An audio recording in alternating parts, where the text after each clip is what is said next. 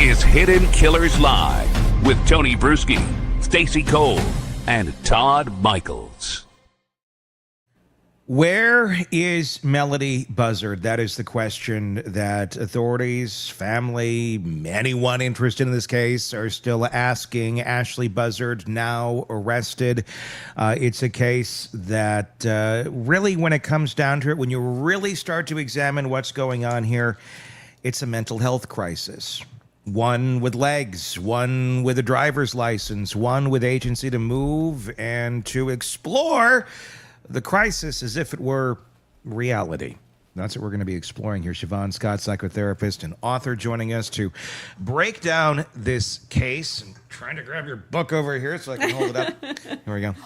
Your memoir, Nightbird, out right now, and also The Minds of Mass Killers, available wherever books are sold. Shavaun, let's start here. This didn't start the day Melodee went missing. Family had sounded alarms for years, reports that she hadn't been seen by some relatives for a very long time, questions about schooling, paperwork, the home, the living conditions described as squalor. And then there's wigs, there's a road trip, there's a swapped license plate, and finally no child on the return trip. When you add all of this up, this looks like a very long runway to crisis that everyone could see and no one could stop. I want to start there about all of this, where people could see it, the family could see it, others could see it, but the way our system works allowed her to just kind of keep tooling along the world with being the caregiver of her daughter, Melodee. How is this how it works? We have the most dysfunctional system when it comes to keeping kids safe. And how I would frame this, it's like there wasn't any one single big red flag, but there were yellow flags, one after another, after another, after another, that went on for years. And unfortunately, in the current legal situation with the courts and the Department of Child and Family Services in most places, it has to rise to such a level of risk. I mean, basically, you can say there has to be blood on the floor before legal action can be taken. And we need to do it differently, although that's very hard to do because there are very strong forces that are highly political that stress parental rights and will fight these attempts to redo the system. I mean, there are political forces that say we need to do away with child protection agencies and that parent rights trump all. But I don't think, as you said, there was any question here that there was a mental health condition going on. I did see one of the interviews, which certainly would fit, is that the mother, Ashlee, had been diagnosed with bipolar disorder, had a prior psychiatric hospitalization. And we know that, of course, bipolar disorder is not uncommon, but you can look at it on a continuum. And when people have a severe case, they often become delusional. They may have hallucinations and they get paranoid. Super, super common. But there are lots and lots, literally millions of people, I would guess, out there with mental health conditions who are raising children. And it's horrifying to see. And often yellow flag after yellow flag after yellow flag. And when we have these flags, there's not a lot outside forces can do. And we're speaking here specifically on the Buzzard case, but I mean, you can apply this to almost any sort of situation. If you have a son, a daughter, a brother, whoever, someone in your life that you care about, whether it's blood or not, you're someone who gives a damn about their well-being, and you see that there is something that is taking over them, that there is a mental health condition that is spiraling and they need help. Those are not usually the folks who are suffering that are going to raise their hand and go, there's something really off here, really wrong. Oftentimes they don't even realize anything's going on. It's those on the outside that are seeing it. But who has the power to get help in those situations? Well, what I would suggest to families where they have doubts about somebody's stability and ability to care for their child is make report after report after report, keep notes, document if you get weird messages or strange voicemails, document, document, document, keep dates, stick to the facts, and keep reporting over and over and over, because sometimes you don't see action with the first or the second report, but if there's a consistent pattern, and the more people who report, the better. um, you may start to see that there are visits out to the home. And again, that's no promise that anything is going to change quickly, but sometimes that's all you can do is just keep rattling the cage. You can report to police, you can report to the child protection agency, but you just have to keep doing it. So, Shavaun, where's this line between somebody is troubled, like they are starting to spiral, and where is dangerous? Where does that line get crossed that, holy crap, we need to do something, this child is in danger, or mom or dad, they're suffering from a mental illness and they're just having a rough go of it? Because Yeah.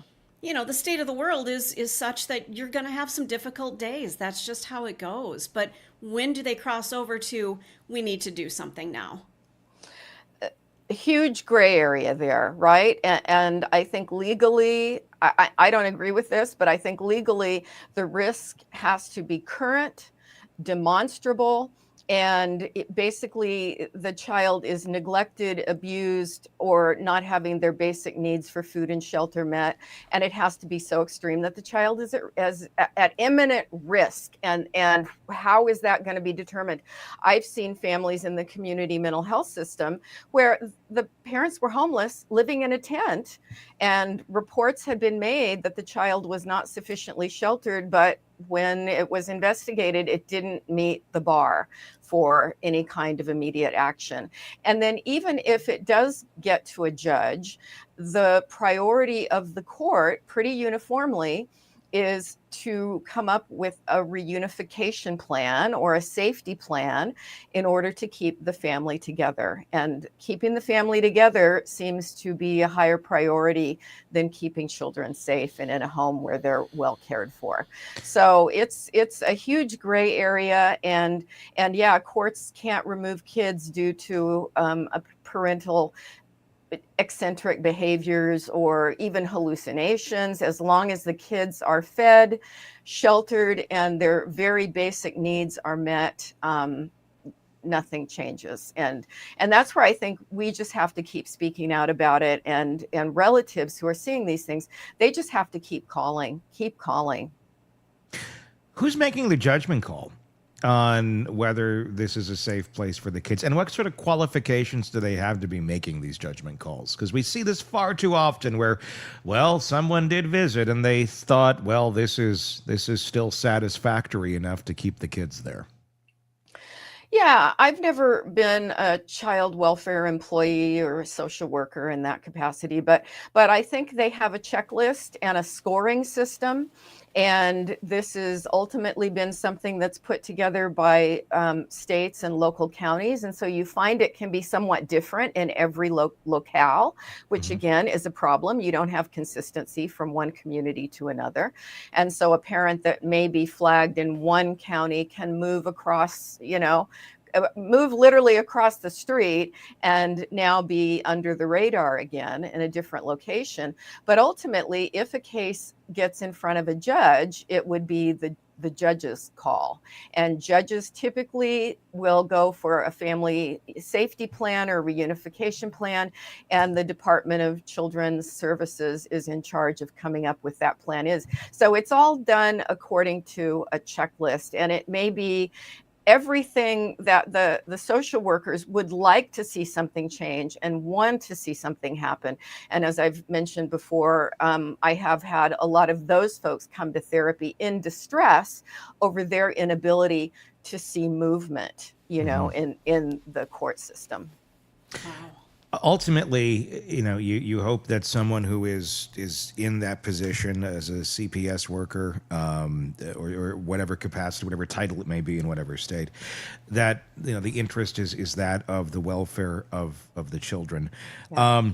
But on a complete professional level, let's take emotion out of it. Let's take the welfare of the children out of it for a moment, to better understand what is the motivating factor here. What's going on when they have a caseload that's far larger than they're ever going to be able to tackle because there's not enough of them and they're understaffed and they're underpaid. And in no way am I trying to say anything bad about the people who are working in this industry, in this world, in this area, with good intentions, that are doing their job and doing the best they can. They are saints, and they all get burned out at some point, and rightfully so. But let's just for a moment look at the kind of the structure of all of this. How does this work? Is there a reason? Is there incentive? Is there a reason why one would want to, like, let's mark this off as okay and move on to our next one? Because of time constraints, because of staffing constraints, because of this or that, the ability to pay enough attention where they want to, where they should be, where they can or can't. What are some of these other factors that are playing in here relative to the job requirements and what they need to do to basically get their job done and check the box at the end of the day to keep collecting a paycheck?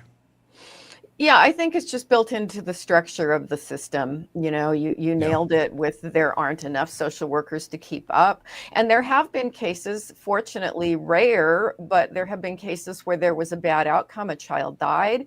And when they went back and, did an audit and went over everything, the notes of the social worker had been falsified and they really had not laid eyes on the kids. So these people work under tremendous pressure, and it's just flawed. From the basic rules that prioritize family reunification above all, which was based on really old research going back decades, that was the way it should go.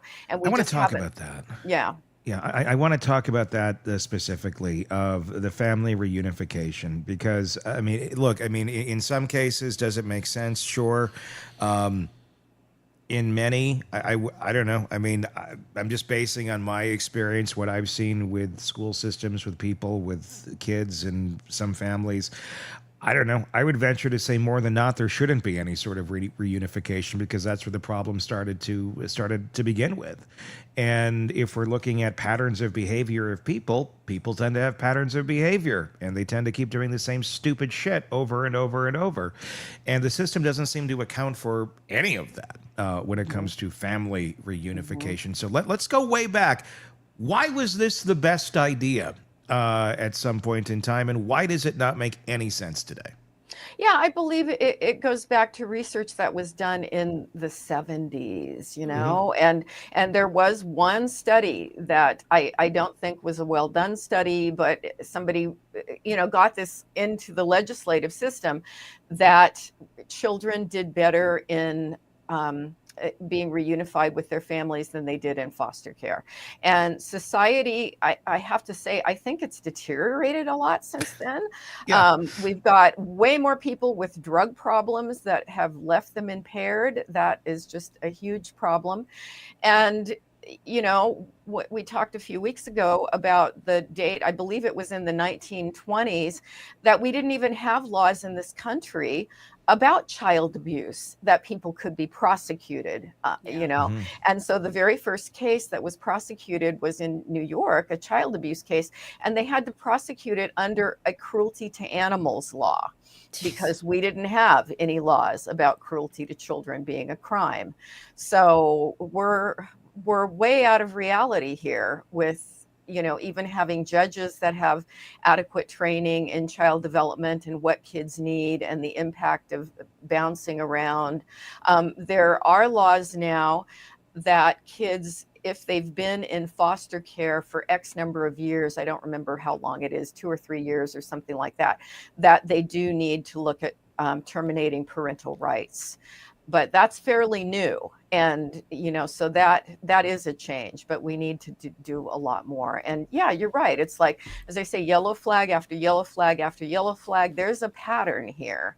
And, some of the things we can do are get teams where you have, not just reports to law enforcement, but where you team clinicians, mental health clinicians with law enforcement that go out into the home when there have been reports, and you spend time doing an evaluation. And that's not something that's done now. It typically is a quick checklist, or they go out, the parents don't answer the door, and so it gets delayed, and it can take ages to even get anybody out there to visit. Well, and that doesn't seem right. I mean, if somebody says, I haven't seen my nephew or my niece, in 6 months, 3 months, whatever that time frame is, and I'm concerned, that should trigger immediate action from some sort of authorities. And granted, you're going to have some of these cases where you've got, your paranoid Uncle Jeff, who's just not in his right mind and he drinks a lot or whatever the case may be. But it would be concerning if this child weren't in school, if homeschooling isn't showing any accountability for this child. There are lots of things that start stacking, and we need to do something and see, where is this child? Produce this child. I don't understand why we don't have immediate action when the data stacks up as it does. It just doesn't make any sense. Yeah, you're right. I agree with you completely. And I think a lot of times in these cases where people make false complaints, right, and one of the things that's looked at is, has there been contention in the family where people are fighting and they don't get along, or there's been a bad divorce or a bad custody battle going on. And so people will start making false complaints to CPS. So that's another thing that they have to evaluate. Are these family members just angry because they're not getting visitation with the child because there's a breach in the family system? And so a lot of times the kids aren't in danger, but you're right, you don't know. And particularly when you layer one thing on top of another, the child is not in school, there was a quick withdrawal, or when the child was in school, they show up without a coat when it's snowing outside. I've seen cases like that.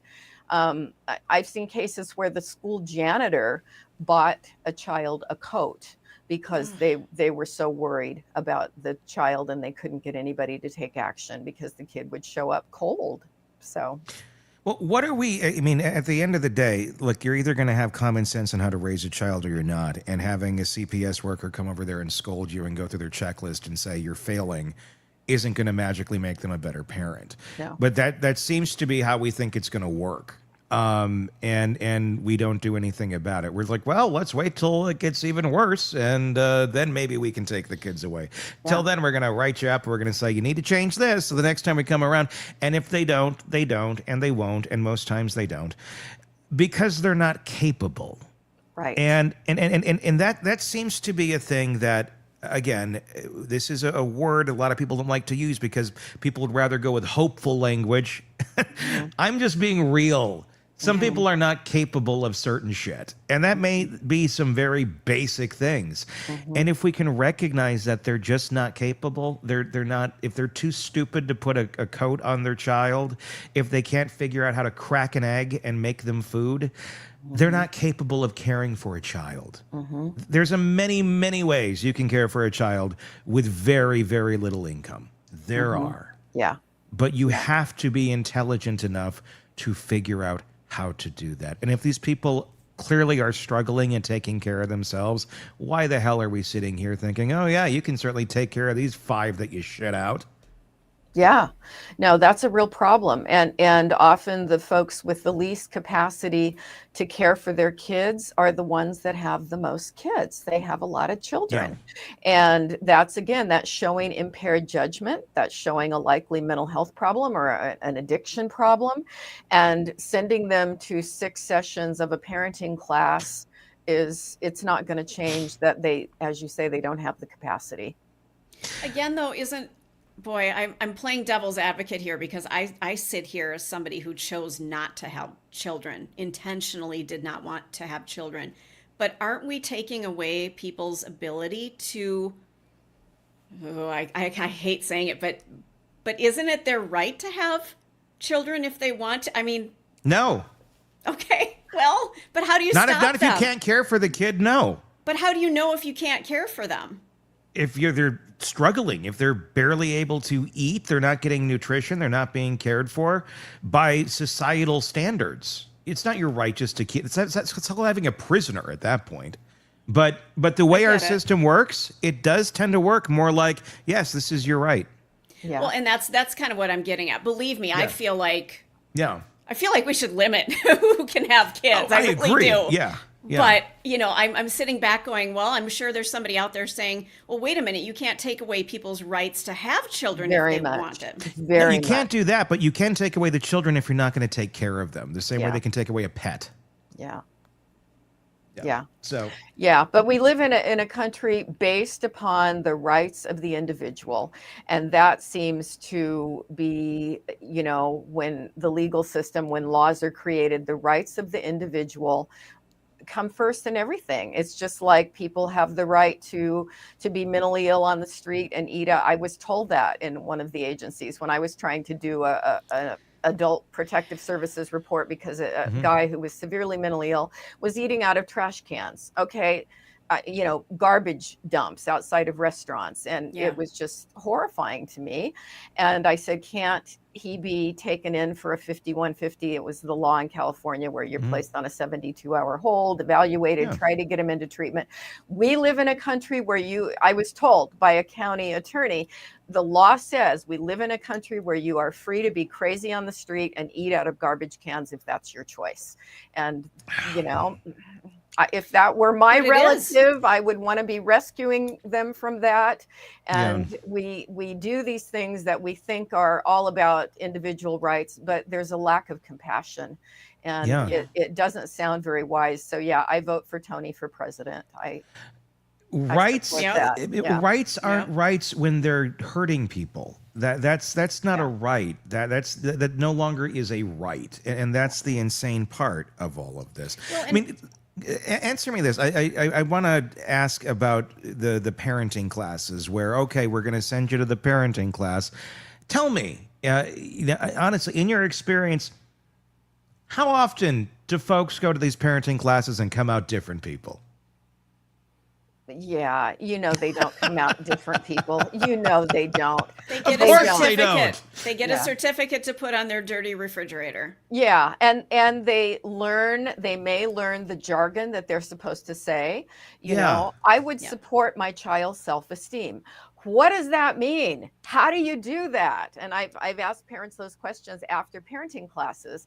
And when you explore a little deeper, how does this actually change how they behave with their kid? It doesn't. No. And they don't have a clue. But it's sort of like sending, domestic violence offenders who are chronically violent with women they're involved in and sending them to anger management. It's like, same frustration. There's so much wrong. Yeah. We do these things because it makes us feel better. Because it makes... We're checking a box. Exactly. Yeah. It's checking the box. We're saying we did everything we could by saying, go into this box over here and come out a different person.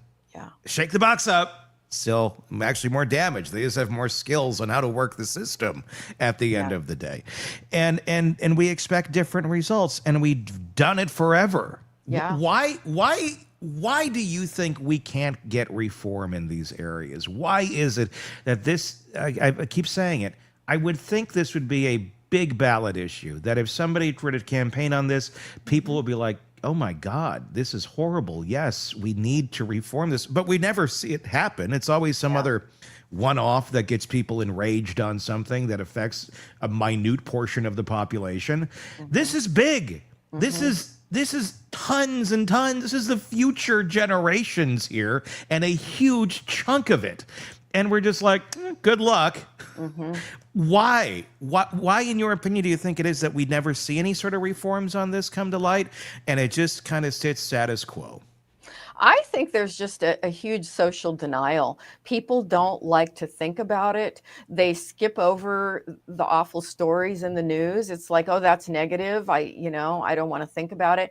And they go into this magical thinking where they actually believe that the system works because it's too uncomfortable to look at the truth. And I think we do a better job. As you know, I'm on Facebook, social media. I'm involved because I care about animals too. And there is so much attention on social media about loving animals, which that's why I'm in the groups, because I believe in that. But that's a more comfortable topic, taking care of our pets and taking care of the abandoned animals or the abused animals. People get really fired up about that. But there's this denial about the situation of many kids in our society. And I think on, what do people talk about on most YouTube channels? They're not talking about cruelty to kids that often. They're talking about other things. And I appreciate so much that this is an area of passion for you, and that you're willing to go there and spend some time digging in. Well, and the reality is the infrastructures, the YouTubes and things out there, they shut these sort of conversations down because they're icky, because they're uncomfortable, because they make people feel triggered. Yeah. Be triggered. Yeah. There's a reason you're triggered, because there's a problem, and pretending it doesn't exist or throttling the topic doesn't help anyone. Yeah. But that's, that's how it works. Would it be better if we found some sort of pill to give children that makes them extremely furry and hairy, so they started resembling small wolves rather than children? Would people start giving a shit maybe a little bit more? Probably. It's easier to care about animals. But if we're going to talk, magic solutions, let's go with people can only earn their sexual organs after they've demonstrated a certain capacity for good judgment. And so you're just preventing procreation, when folks do not have a certain standard of, I have the capacity to care for a life I may be creating here. Can I jump in and be really controversial for just a second? You did the wolf pill thing as a child, didn't you? No, I did not. But let's think this through. And I'm going to upset somebody out there. That's fine. But you have to take driving lessons. You have to take a test to get your driver's license. What if we are all infertile until we've passed our parenting test? Yeah. How are you going to do that? I don't freaking know.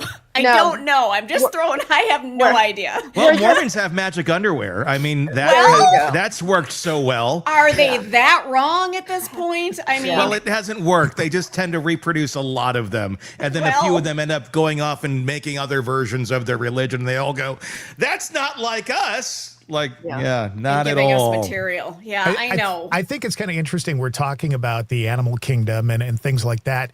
In the animal kingdom, if there are animals that are bad parents and they're not taking care of their young, other members of that species will step in and be the parents. Will. And it would be nice if we could somehow get to that point as human beings where those of us in the peripheral of what's going on could step in and say, hey, something's not right here, and be listened to just once. Well, thank you, and Todd. I think that's a big point, and a big problem in this, because I think there are a lot of people who do want to step in, but they can't. Right. We're talking with Shavaun Scott right now about the Melodee Buzzard case, about how we got here, about all these yellow flags, all these red flags, over and over and over, where people were trying to say there is something wrong here. This is not safe for this child. And Todd, to your point, the relatives did say they were cut off. They were denied contact for extended periods. Now, we don't know much more beyond that. I don't have many statements. We don't know. Did they call multiple times? Did they call one time? Did they call at all? Did they just visit and go, you got to get your shit together, girl? And then nothing happened? We don't know. We don't know exactly what took place. But that's a big problem, because we've seen it in many cases where there is the infrastructure there. There are the loving grandparents, aunts, uncles, friends, whatever, that are ready to step in and take those children and care for them the way that they need to be until eternity, or until that parent can get their shit together. But the system allows the parent who doesn't have their shit together to make that decision. It doesn't allow for the authorities to make that decision. It doesn't allow for the kids to make that decision. It doesn't allow for the 10 sane people over here who don't believe the government is listening to them through their dentures. And the microwave. It allows the person who thinks the government's listening to them through their dentures to make the decision of what's best for the child. And that is the big problem, is the system is working as it's designed right now. Is that fairly accurate, Shavaun? Sure, sure. Yeah, I would say that it's working exactly the way it's designed. And somebody made a comment right now. It's just tragic that there are so many people who would be wonderful parents who are dealing with infertility and can't have kids. And yet you have somebody who's a 15-year-old in the backseat of a car who's pregnant, and other people who are so desperately trying to get pregnant and can't. And it's rugged. Relatives say that they were cut off, denied contact for extended periods here. I want to talk about that, and because that's the brick wall so many people run up against if they're facing an Ashlee Buzzard in their family or somebody that they know when they're trying to step in. Calling, reporting over and over and over. What else can people do when they're basically, you got to deal with the situation and the tools that you have, and you're limited. What tools can be used to push the envelope as far as it needs to go so kids can get the help that they need when they got a mom like Ashlee Buzzard? I think, we're somewhat limited. The other thing that people can do is try to hire a lawyer, somebody who works in these kind of cases with family law experience, and see if there are other, things they can file with the court to try to get visitation. Ideally, we would do a better job with coordinating law enforcement, schools, and mental health folks, and having crisis teams that you can call and say, just do a welfare check, get out there, get in that house, and then just keep calling multiple agencies, because the more you can keep the fire going under a situation like this, the greater the odds that you're going to get eventually some kind of response that may be helpful. I mean, does a court need to step in at some point? Is there any levers that can be pulled? I mean, I know there's situations where people can get into a 72-hour hold and things of that nature for mental health emergencies. But I mean, the bar has to be a certain point. And again, we go back to local jurisdictions and everything depends on how they're handling everything. Yeah. But I mean, at what point? I mean, what is the bar here? So many people are, I think, baffled if they're into these situations at just the hoops of fire that you have to jump through to simply try and protect a child that's literally burning in a pit on the other side of the hoop of fire you're jumping through to save them out of. Yeah, you're right. It's the bar is so high, and it shouldn't be. And we don't take enough action. We don't move quickly enough. We don't get people into some situation where they're going to be evaluated, and it's traumatizing for, I think, people that are aware of this, that work in the system as well, because they feel like their hands are tied. And the more outreach we can do, whenever there's a yellow flag, start getting somebody in the home. Homeschool families that don't show up for their meetings, when there are school districts that require them to have some kind of a meeting, that should get an immediate response of someone in the home. But you can go into a house where there's hoarding going on, where it's, somewhat dangerous hygienically, where the children are not bathed, and that's not really enough to, meet the bar of these kids need to be out of there. And that's the reality, is the bar. I mean, we have a bar very high to get in and say that there's a problem, but the bar is so low for what they're allowed to maintain and live in with their children.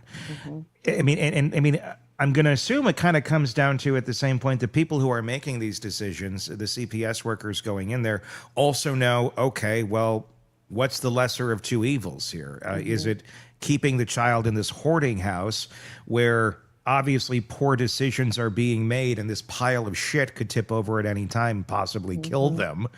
Or let's throw them to the system of, we don't know where they're going to land. Right. It could be far, far away. And it's luck of the draw as far as who is screened well enough to be a parent and for what reasoning they're being a foster parent. There's great ones and there are monstrous ones. Yeah. And again, you are a complete luck of the draw. So it's none of this makes any sense. Yet we just keep going down this road of, well, this is how our system works. This is how we handle things. I mean, if you could enact something, if there could be something in the terms of legal levers that would be pulled or put into place, what needs to change, Shavaun, in your opinion, from everything that you've seen? What sort of across the board laws do we need in our country that would protect kids far better than what we're doing right now? Yeah, it needs to be safety first, and more of an awareness with training in the court system about, as I say, trauma for children and what children's basic needs are to thrive. And safety first should be a national policy. And I think other countries do a better job at that than we do. And, it's just, we're not doing it at this point. And understanding that, as you said, people who don't have the capacity to meet their kids' basic needs in a functional, effective manner, you've got to acknowledge that sooner rather than wait until these kids are damaged or even killed in some cases. I mean, is part of that thinking and part of the reason why we let this happen because many of us come up from places that were difficult, and some of us succeeded. Some of us, did good, and we didn't repeat the pattern of where we came from. And some look at that going, well, it benefited me. I pulled my bootstraps up and made it. And in some sort of weird, darkly cathartic, selfish way, are people looking at difficult situations that children are in going, well, it'll make them, it's character building. It'll make them stronger in some ways, shapes, and forms. I feel like some of that goes on with the way that everyone examines these situations through their prisms. Yeah, that's true. And it's just a lot more comfortable to entertain the idea that, kids can come out of this and be functional and normal, because most of the time they don't. I talked with one social worker once who was so frustrated about a case because the parents were heavy meth users and who knows what other substances, right? Because if you've got that, you've got other things going on too. But her only recourse was to say, you've got to get the needles off the floor, out of the reach of the kids. And, talk about a low bar, right? I mean, that's not even a bar. That's just like nothing. Yeah. It's like, and how is that? How is it even possible? How is the system saying that this is all you have to do? Tell them to get the needles off the floor. Who's making that call? Where is that in the handbook that it says this is all you have to do? Yeah, I think there was probably a checklist, was there food in the refrigerator? Yes. Do the kids have shelter? Yes. Do the kids have shoes and clothing? Yes. And so it just didn't, they have to come up with a score. Here's the checklist. And okay, the needle's on the floor, that's a problem, but that doesn't meet the standard to take action to get the kids That's out not of like the an home. immediate, you're out. Right. God. Because then at the end of the day, true, because here's the big problem. If we were to enact some real sensible changes here, if we were to say, look, needles on the floor are not okay, that's an automatic, you lose your children. Yeah. If you do this, you automatically lose your children. If we started putting the automatics in there's not enough places for these kids to go. No. And that's why we keep them in these squalor situations, because we don't want to fund anything that could give them a safe place to go, because we don't have a safe place for them to go. Yeah, very, very true. quality foster homes are, because we do know kids will do better in a family situation with parental figures who are nurturing and attuned to them. But we don't have enough of those places. And unfortunately, sometimes you have people who are fostering not because they really love and care about the kids, but because it's income for them. And we see bad outcomes from those cases. And then the system, people rail about, why were these kids placed in foster care and then ended up dead there, or molested or something. Yeah. And so it's really hard. I could not work in this system just because the amount of contact I've had with abused kids tears me up emotionally. Yeah. I had one mom who really was in this category of not having the capacity to parent well, and she was limited in a lot of ways, including cognitively. And she brought in her little boy. I was working with the child. I think it was funded by CPS at the time. And so I was trying to do therapy with the little boy, and there was really nothing wrong with him other than inadequate home life and inadequate parenting. And mom brought him in one day with an ear infection, and she had a $10 copay for the antibiotic, and she didn't have the $10. And so she couldn't get him medication to clear up the infection. Who gave her the $10? I gave her the $10 and said, go get the medicine.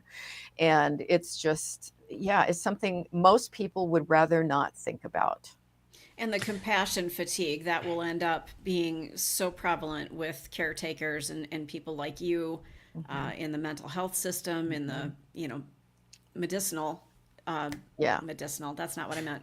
In the medical field. I mean, it's just every contact they have with these cases. I can't tell you how many times I paid for veterinary care for animals that couldn't, the people couldn't do just the most basic thing. They brought them in, they got a free exam because they were a first-time client, but they couldn't pay for medication that the animal desperately needed. Yeah. I did that out of pocket. You can't keep doing that. It takes a toll on you as much as you want to and you need to.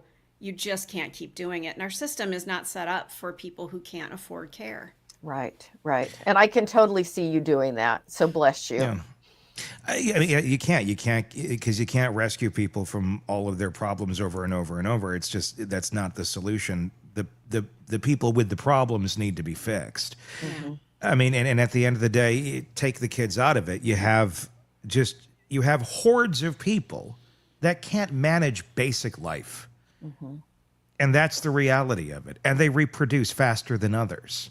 Mm-hmm. So we're dealing with a massive issue here of hordes of incompetent zombie-like beings that some, probably can be educated and fixed and helped. Others are going to eternally be just wreaking havoc wherever they go, because that's the card they were dealt when sperm met an egg, because it was two other people that were just as messed up. And we don't seem to have any real plan to deal with any of it other than just, let them keep fucking. This is, I mean, it's true. I mean, I'm harsh on it but it's true. It's what we're dealing with. And how do we deal with it? I have no idea. Yeah. But I would think the first step would be not allowing to continue to have children might be part of it. Yeah. It's very, very, very frustrating. And the other piece of it is kids who are really poorly parented, from birth on, most of the time do not end up functional people. And so then you have this cycle of, a lot of people who function very poorly and don't raise their kids well. And then you have a whole new generation that's why I think we have so many social problems in this country, because, you've got generations of people who are doing a very poor job, inadequate job, let's say, of raising their kids. Yeah. It's an interesting comment. MNT7949 said, and I don't know if this is true, and I'm not questioning what you're putting here, but I just want to qualify it. It says, as someone is getting close to becoming unqualified for SNAP, they are required to attend a class. The class outlines life changes which may keep them qualified, one of which is having a baby. If that is true, it seems like an incentive to just have child after child after child to stay in the system.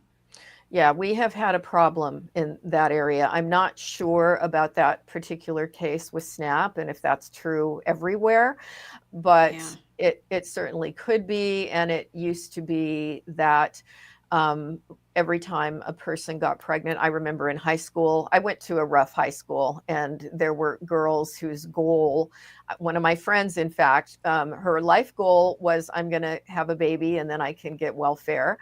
And of course, I'm not speaking of everybody who's on aid, Sure, because there are sure. many people who just have something go wrong in their lives and they Sure. end up needing those services. So it's not a judgment on everybody, but there have been situations where people looked at this is a way out of poverty, is to have a child, and then I'm going to qualify for aid to families with dependent children. So there's so many tricky ways that this can go wrong, and it gets really complicated on how do we fix it. I think funding Planned Parenthood, we've removed funding from it now because of political things, and we've eliminated abortion entirely in many parts of the country. And so people who know they're not ready and able to care for children are having children. And you know, if the laws continue to go in that direction, you're going to have more and more and more poorly parented kids from people who don't even want to be having kids. And So, more and more crime, which will continue to rise, which it's no coincidence that when abortion became legal in our country, roughly around 18 years later, there was a big dip in crime. Yes. I wonder why that would be. I wonder, because those people never came to the world. Yeah. Yeah. That was a good But then we're book. going to complain about it. Yeah, Because it's a precious, we're going to care. We're a precious child. We don't give a shit. Once you're out here, you're good luck. Yeah. Good luck. You're to the wolves. I read that book too. That was a very interesting statistic in the case for that the crime rate went down once abortion was legalized. And I know so many women, of course, who have had abortions, and I don't want to offend all the pro-lifers out there, right? They've got their argument. I get that. But on the other hand, when someone knows, I'm 14 years old, I cannot care for a baby, and they're coming from a house with substance abuse, and there's no support system for them. And you're talking about kids that are going to be raised in these kind of situations. Pro-life doesn't just mean, and it shouldn't just mean giving a shit when the kid is in the female before it's actually born. It means you have to give a shit about it afterwards. 100%. And if you don't, then you're not 18 years. pro-life. Yep. So anyone who's sitting there like, all pro-life, I'm going to stand out here with my sign, but then I'm going to criticize all these people who are making horrible life choices, who are coming from squalor and people making bad decisions. Well, guess what? You get to jump into that pool too and give a shit about them, because that's part of this. You can't have one without the other. So Yeah, we want people to work. We don't want people on aid.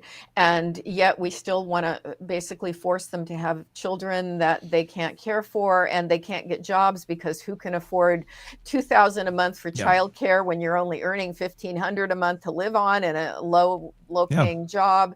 And people aren't looking at the big picture here. They're thinking of these Band-Aids, and there's just not a lot of thought going on. It's check a box, pretend it's not bothering me, la, la, la, la, la. Everything is great in my world. Oh, did Junior just essay 2 16-year-olds and nearly choke one out? Oh, well, la, la, la, la, la. Everything's great. That's the type of world that we live in right now. Reference to the Jesse Butler case. But that's how I feel. You know, that is how it is. Well, I'm glad we solved all the world's problems again today. Or just brought them all to light. I think you're doing a big service by bringing them to light, because, again, it's just social denial. People don't like thinking about it. I mean, I don't enjoy thinking about it, but I still read these cases because I'm like you. I want to try to understand, where did we go wrong here and what can we do? Well, what's most disturbing about the Buzzard case to me is, I mean, the system is working as planned. The fact that Ashlee Buzzard could drive many states away, have a wig on her kid. People know there's a mental health problem with this woman. There's report after report of it not being a safe condition, but she still has the kid. She can make the kid disappear, tell no one where they are. and for a month not be arrested. It's like, really? Really, this is how this is. You can't, like, some right here that she has that we can't really force her to talk. That her rights of not talking trump somehow forcing her or coercing her or making her suffer until she spits out where the hell this little girl is. Make her uncomfortable enough that she has to speak. But we have no mechanisms to do so. And we honor that like it's some sort of golden goat that we can't violate this. But meanwhile, she might be dead somewhere in a ditch in Nebraska. We don't really know. Talk to mom. Well, we can't. That might make her feel uncomfortable. It might violate her rights. America. Yeah, it made me think of the Daybell case and Yes. how long JJ was missing. And at least we did have law enforcement kick in and start to get pushy about we need to verify where this child is. But I can't remember how long it took before that started happening. But you did have the grandmother who was being a broken record about it. Yeah, and Right. saying, she was. And Yeah. that's a prime example. Larry and Kay Woodcock were all over it. They were being a broken record left and right. And what happened? The kids ended up melted in a bucket in Chad Daybell's backyard. Yep. Yeah.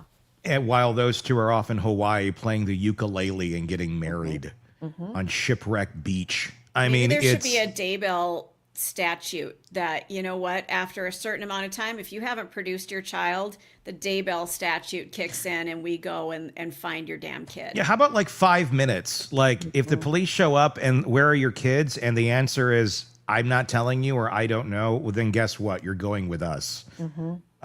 There should never be a reason that you couldn't speak to authorities as to where your children are. And if there is, then you're probably breaking a law. If you can't logically tell someone, my kids are over here and they're safe.